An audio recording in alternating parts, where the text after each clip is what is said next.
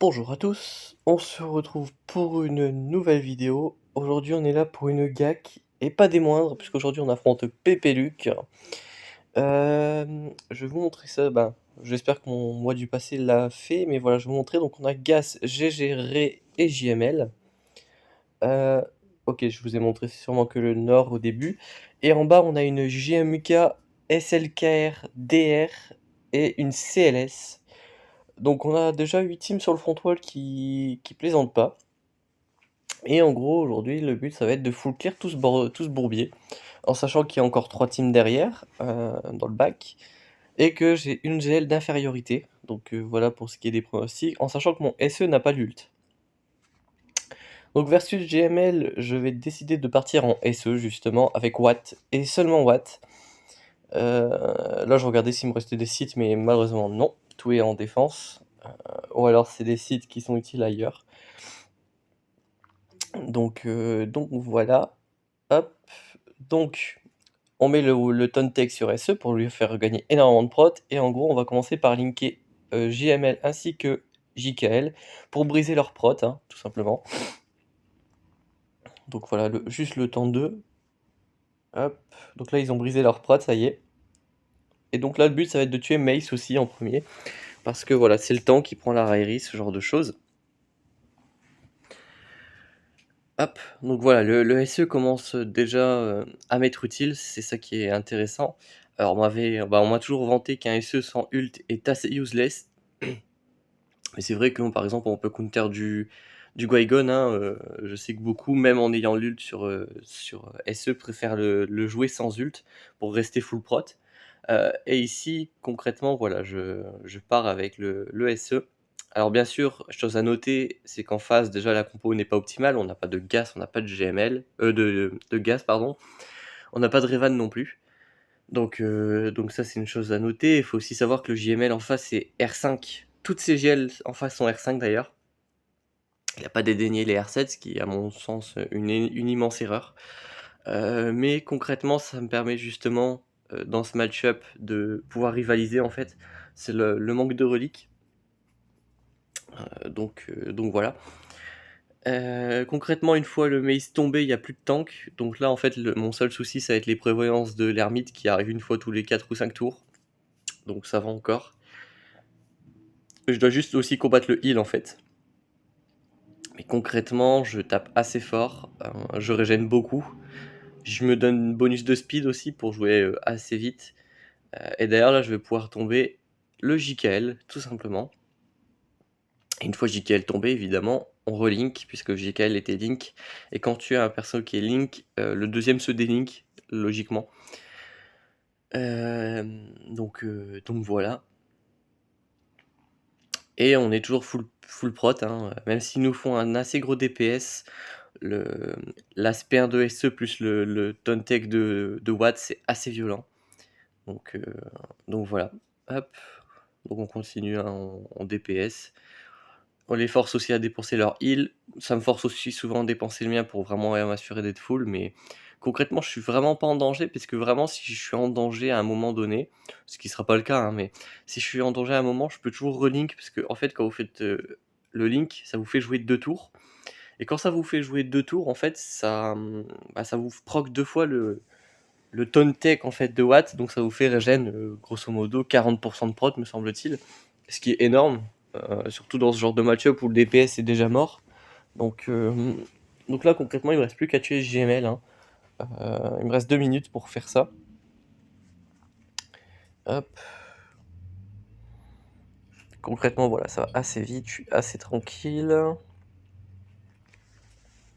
Faudrait que je me renseigne ce que fait le malus rouge de SE. Je sais qu'en gros ça permet de charger l'ult plus vite quand ces persos qui ont ce malus là jouent, mais est-ce que ça fait autre chose? Je ne sais plus du tout. Hop. Voilà, concrètement, il me fait rien comme dégâts parce que je régène absolument tout derrière. Voilà, donc 75 bannières, c'est assez propre. J'ai perdu que Watt. Donc je perds 3 bannières dans l'histoire, mais en fait, vu que c'est une giga escouade réduite, je suis quand même gagnant dans l'histoire. Bon, là, je vois un GG réflexe de, de possesseur de JML, j'envoie le Wampa au micron.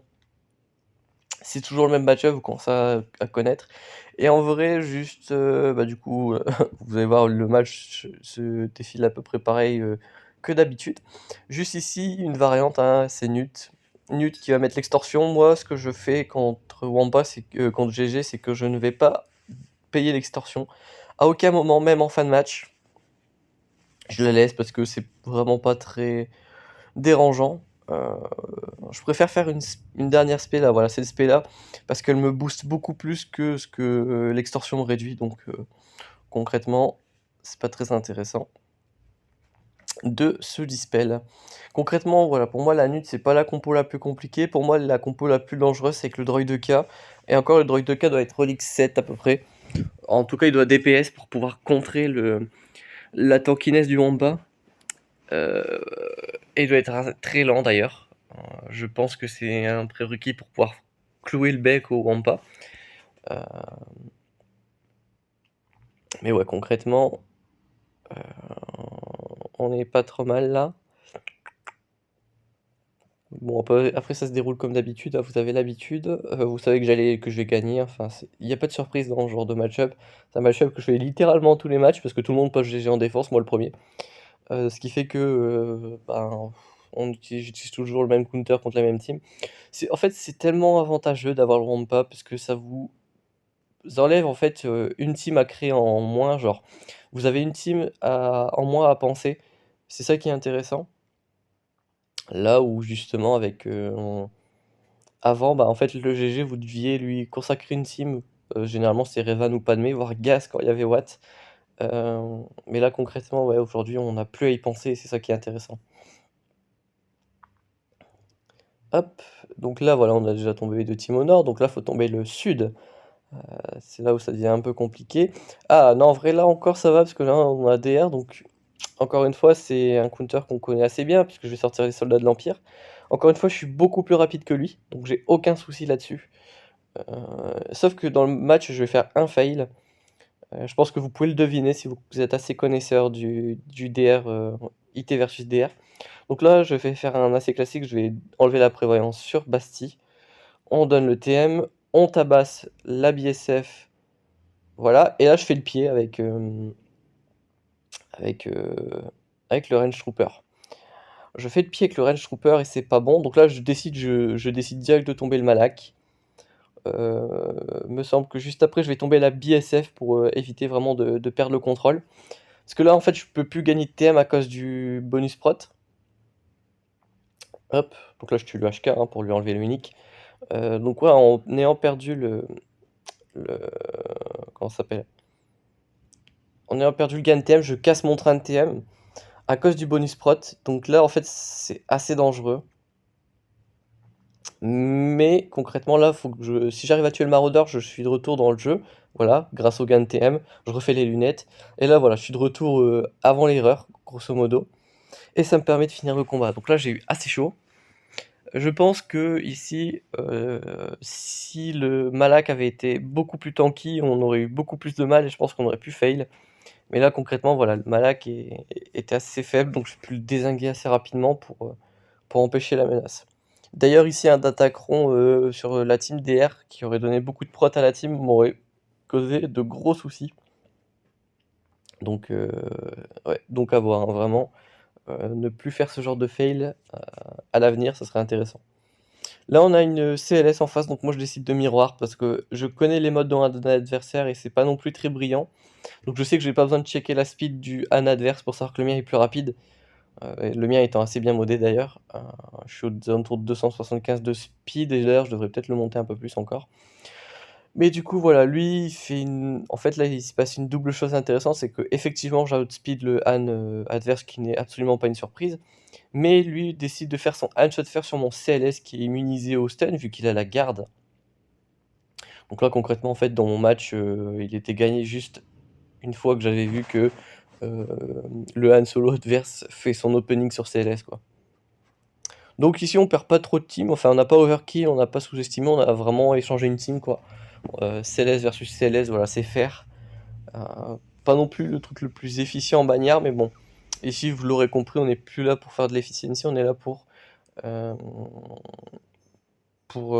pour raser en fait. Et au vu de tout ce qui m'a collé en défense, et encore vous avez pas vu le bac, je me doute sincèrement de, de sa faculté à me full clear. À voir. À voir, à voir. Quoi qu'il en soit, on part sur un SLKR miroir, donc là vraiment, je suis contraint, clairement. Je suis contraint à faire des miroirs, ce genre de choses, parce qu'en fait, je suis en infériorité dans le roster. Il a une GL de plus en défense par rapport à ce que j'ai en attaque. Euh, je maîtrise pas bien les softs, qui est assez compliqué. Hop, tac. Donc ouais, là concrètement, on est un peu en infériorité. Bon là, ça se passe assez bien dans ce combat parce qu'encore une fois, mon SLKR a plus de reliques que le sien, donc ça compense aussi peut-être un manque de mode de ma part. Euh, Concrètement, là, je charge mon ult plus intelligemment. Je suis déjà à 2 barres de ult. Lui, il l'a claqué au bout du premier. Et donc là, moi, évidemment, je vais passer en ult, hein, ça fait aucun doute là-dessus. Et donc, concrètement, là, le but, c'est de survivre et de le dézinguer. Donc je fais une première AOE, je fais un POC, il va mettre une basique, et moi je le refais un POC qui va l'achever, heureusement, parce que là je n'avais plus le choix. C'était soit je le tombais, soit on faisait un fail. JMK, cette fois-ci, donc là j'y vais en GML, hein, j'utilise ma dernière GL, je les claque assez vite. Et là, je sais très bien que s'il me pose un bac de fou, il va me falloir Gas Clone. Donc je vais décider de garder Gas, et à la place je vais utiliser Shakti. Aussi parce qu'à un moment j'ai pensé à ne pas taper l'arrêt, donc la laisser en vie, et faire un gas miroir. Mais concrètement, voilà, j'ai vraiment passé beaucoup de temps à réfléchir sur ce match. Et là concrètement, ouais, on est pas mal. D'ailleurs, je ne vais pas utiliser Revan pour faire une team encore en plus. Je vais décider de mettre Jolly à la place pour revive si besoin. Et fun fact, j'ai failli dire fun fact. Oui, bah non, c'est ça, fun fact. Fac, c'est le jaunusien, justement, parce que j'allais faire le fait, enfin bref. Euh, Fun fact. Du coup, j'ai oublié la fun fact, c'est marrant. Très très bien. Ah oui, oui, fun fact, j'ai démarré le combat comme il ne fallait absolument pas le faire, à savoir l'AOE de, de GML. En fait, j'ai beaucoup passé de temps à faire du JML versus JMK. Et je trouve que faire l'AOE de JML d'entrée de jeu, c'est une très mauvaise idée, parce qu'en fait, quand vous faites ça, si la 4 en face n'a pas assez de ténacité, elle prend l'ability block. Elle prend l'ability block, donc en fait, quand JMK fait sa SP1 pour délock ses délais, bah, elle va faire une basique, puisque bah, elle est ability block. Le problème étant que, voilà, quand JMK fait l'ult, elle se fait dispel, et elle peut balancer sur qui elle veut la, bah, sa SP en fait. Là, elle l'a fait sur Jolis, qui neutralise en fait toute l'utilité de Jolis. C'était le but qui soit le dernier survivant pour, euh, pour comment dire, pour revive en fait tout simplement. Et il se fait one shot d'entrée de jeu parce que j'ai pas été très malin. Donc ça, voilà, ça aurait pu me coûter le match. Donc ouais, la technique aussi que j'ai beaucoup développée, c'est le fait de déclencher le sacrifice avec Tano, donc pas Kat, mais la Snips en fait, la Ahsoka de base. Parce qu'en fait, Ahsoka est quand même beaucoup plus fragile que son homologue Kat. Donc c'est vraiment pas très avantageux pour moi dans le sens où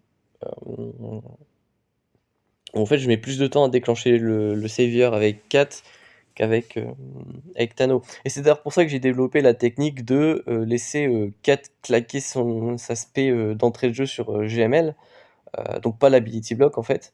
Parce que du coup, en faisant ça, elle balance son one shot sur JML qui ne peut pas être one shot vu que c'est une GL, donc il va prendre un 99 999. Donc concrètement, voilà, ça me laisse la tranquillité d'aller défoncer Tano. Et du coup, à chaque fois que Kat, une fois la première spé balancée, elle le refait, bah, en fait, elle va faire des dégâts, certes, mais déjà, elle les refait toujours sur GML puisque j'ai la raillerie. Euh, et, euh, et ouais, deuxièmement, elle fait pas beaucoup de dégâts, quoi, c'est ça. Donc en fait, l'utilité de Kat dans ce combat est assez neutralisée. Et j'avoue d'ailleurs avoir pensé à vouloir faire un guide sur tous les counters de JMK avec juste JML. Donc en gros, faire une vidéo qui permettrait aux gens qui la regardent de maîtriser le JML versus JMK en fin de vidéo. Mais j'avoue que je sais pas trop si ça serait vraiment utile de faire vraiment un JML versus JMK et toutes les compos, hors, Datacron évidemment, histoire d'avoir vraiment un guide assez complet, je sais pas. À voir d'ailleurs, si ça vous intéresse. Quoi qu'il en soit, ouais, j'ai complètement occulté le fight, JML versus JMK. Je vais pas vous le réimposer, mais concrètement, hein, moi mon but, c'est de déclencher le savior de JMK avec Tano, et de la tuer juste derrière d'ailleurs, puisque Tano reste un perso très intéressant, même si elle en a pas l'air, puisqu'en fait à chaque basique elle dispelle un perso aléatoire. Ça peut être elle-même d'ailleurs, si elle a des malus genre le Daze ou ce genre de truc.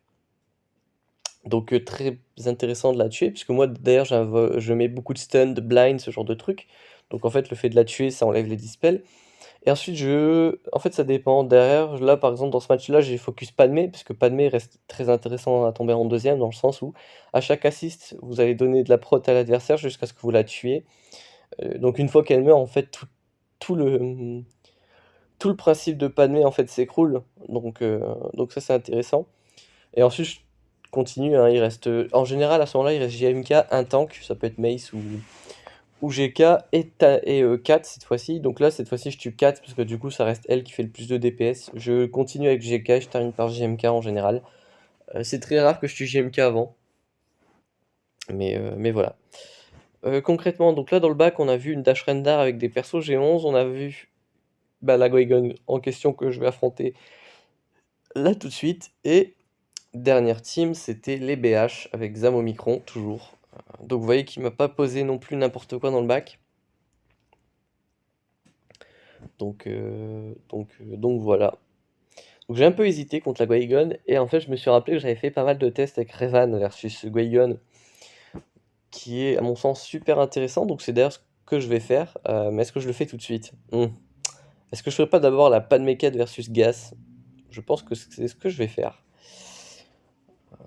Toujours cette stratégie de je sais pas quoi faire contre une team, bah, je vais aller utiliser les counters que j'ai dessus contre les teams au nord, etc. Comme ça, quand il me reste plus que la team sur laquelle je suis pas sûr, bah en fait je me retrouve avec 2-3 teams et je fais le choix entre ces teams-là. C'est beaucoup plus simple. Donc, euh, donc voilà. Donc là, 4 versus Gas, moi j'ai pas de mes 4, j'aime versus. Ouais, attendez, je vais reprendre ma phrase dans le bon sens avec les mots dans le bon ordre. Donc ouais, pas de Padmé 4 versus Gas, c'est vraiment un counter que j'aime beaucoup. En fait, tout réside sur Kat, en fait, parce que, heu, Kat, elle fait son one shot, et sur Gas, en fait, ça fait la même chose que sur n'importe quel perso, c'est-à-dire que ce perso se fait one shot. Concrètement, en gros, le Gas ne s'agenouille jamais. Enfin, il s'agenouille pendant que je charge mon ult, heu, mais une fois que l'ult est chargé, Gas se relève, il prend le one shot et il disparaît. Donc il ne se réagenouille pas, en fait. Donc, heu, donc c'est cool. Hop, donc là le gaz s'agenouille, moi ça me laisse le temps de temporiser pour charger, on peut appeler ça un ult, hein, mais la speed 4 quoi. Voilà, donc ça me laisse le temps. Hop, tac. Donc oui, en fait, du coup, ça repose sur plusieurs choses. Du coup, ça repose sur le fait, ouais, là, on one shot le gaz, hein, ça nous met assez bien. Donc oui, ça repose sur quelques petites choses sur Counter. Déjà, il faut un Kenobi assez tanky. Le mien est R8. D'ailleurs, je me tâte à en faire mon troisième R9. Euh, donc ouais, voilà, ça serait éventuellement euh, intéressant d'avoir un Kenobi tanky. Il faut une 4 rapide pour la faire jouer le plus de tours. Une Tano qui soit assez tanky pour survivre aux AOE. Anakin ici, il est assez anecdotique.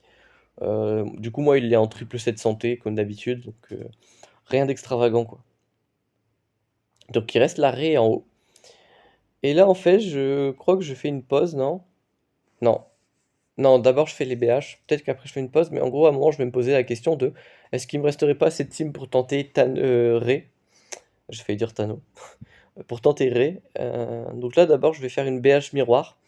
Encore une fois, là, on échange les teams, cette team-là, j'aurais pu l'utiliser sur Dash, mais en fait, c'est plus rentable ici de l'utiliser sur les Mandalor sur les BH justement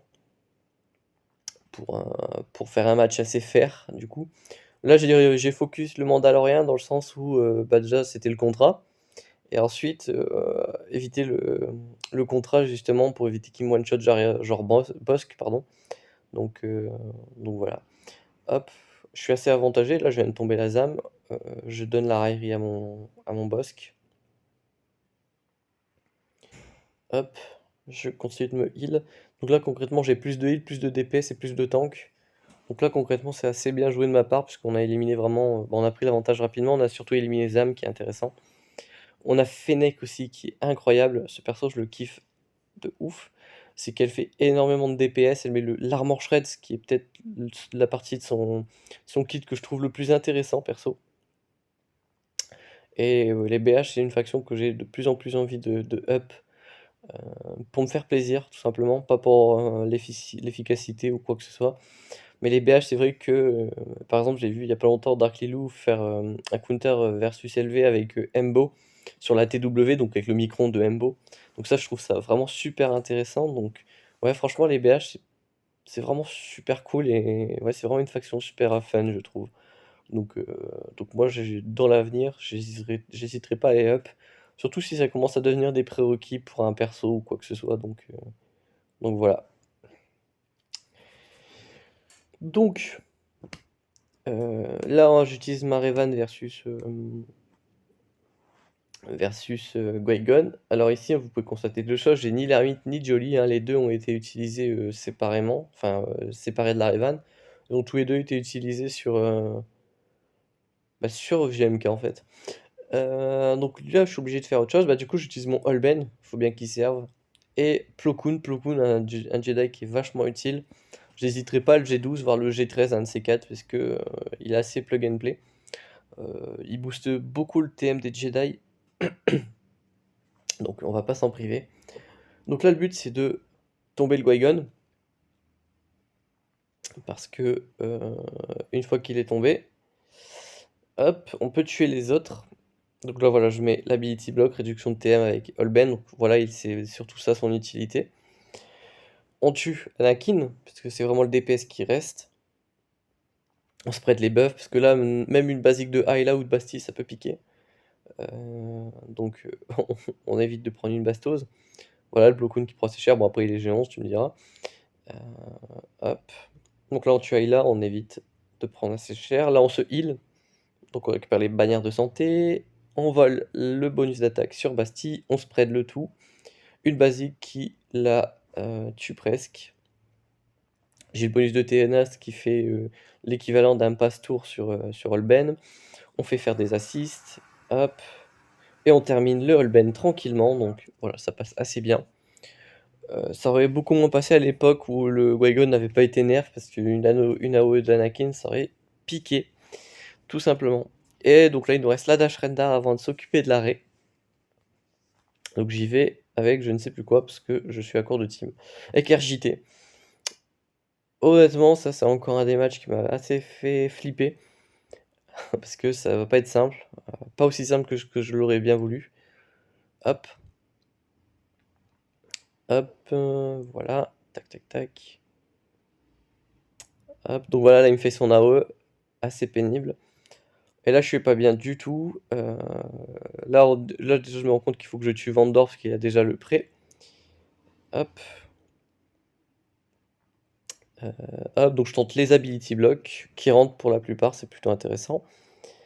Hop, on continue de tomber Vandor, hein, c'est lui le revive. Et en attendant, on a Dash qui nous tabasse. Heureusement, il est G13, donc les persos qui le frappent G11 ne l'impressionnent pas vraiment. Hop, donc là on se donne masse TM, il faut vraiment faire survivre Anne. Tac. On va focus Dash, on va essayer de lui infliger le faux pas surtout. J'ai donné une prévoyance à Old Anne qui m'a bien aidé là. Je décide de mettre le camouflage sur tout le monde sauf sur RJT, parce que RJT je sais qu'elle a du dodge naturel. Donc elle est très difficile à toucher, ce qui fait que moi en attendant je peux aller déblayer la team sans perdre mon DPS en fait, donc c'est assez intéressant. Hop, on a tombé Dash, Kira et le Young Calrissian, donc le jeune Lando. Et donc en ayant déblayé la team de cette façon, franchement, on est tranquille.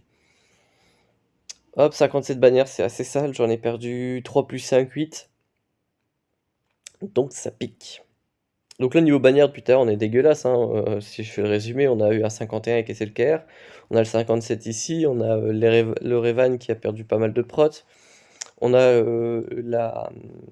la Padmé 4 où GK a pris l'assaut aérien. Euh, Est-ce que je continue?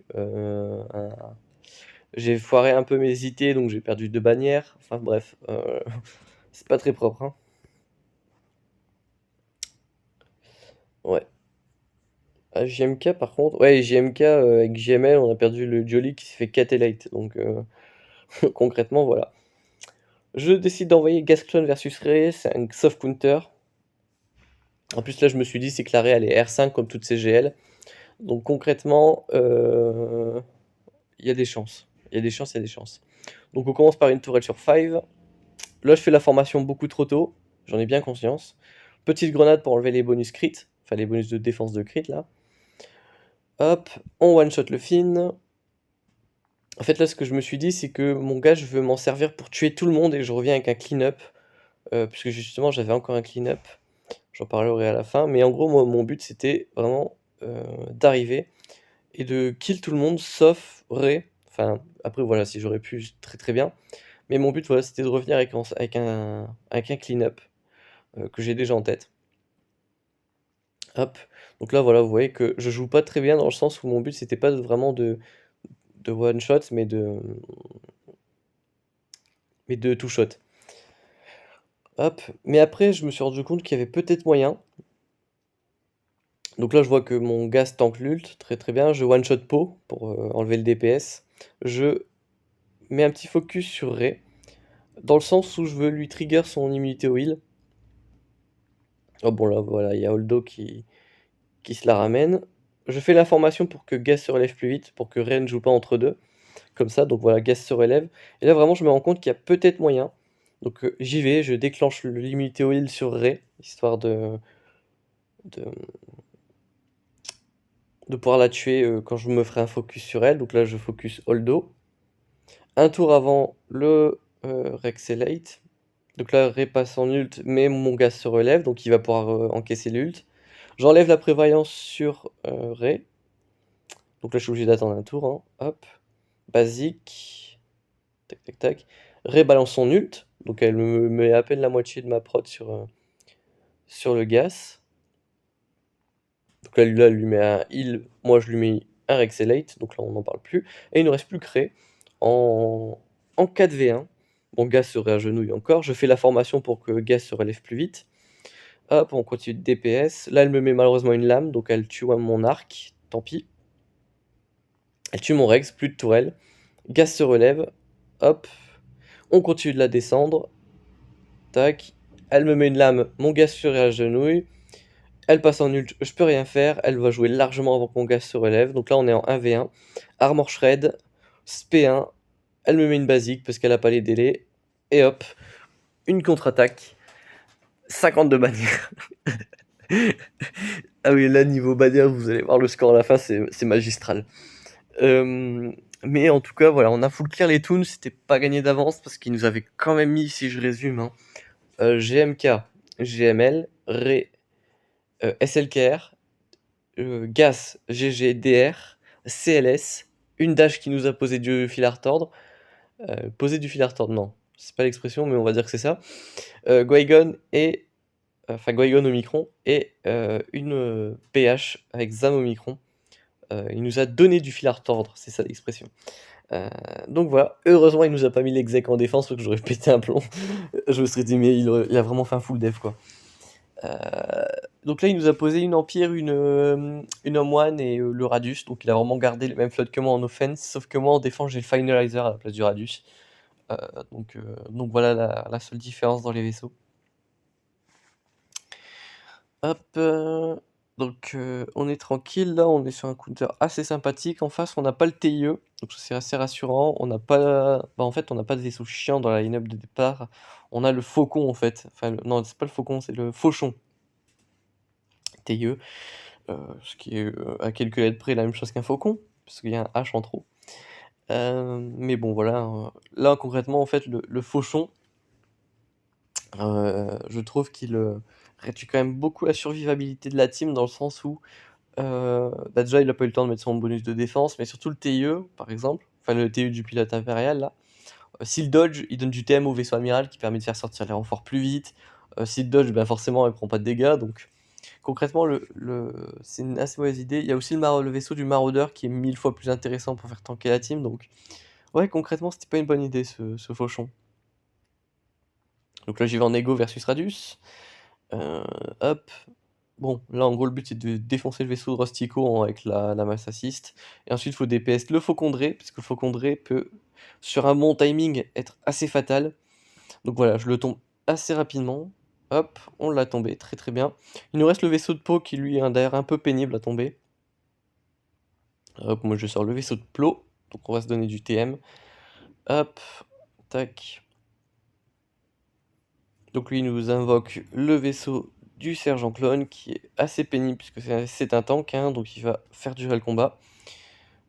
Mais concrètement, là, il peut plus revenir dans le match puisque déjà j'ai tué son DPS. Vraiment, le Radius sans le vaisseau de Ré, c'est vraiment une daube, je trouve. Heu, En plus, là, il a pas sorti encore son vaisseau de la résistance, donc il peut difficilement charger son ult pour espérer au moins m'empêcher l'utilisation de mon ego. Donc concrètement, là, il est un peu dans le mal. Concrètement, j'ai sorti tous mes renforts, donc en vrai, moi, si mon vaisseau amiral venait à se faire one shot, concrètement, on n'est plus trop en danger, là. Surtout que je continue de défoncer ses vaisseaux le temps qu'il charge l'ult. Et je tue son Damron, enfin son pot Damron avant qu'il ait, chargé l'ult.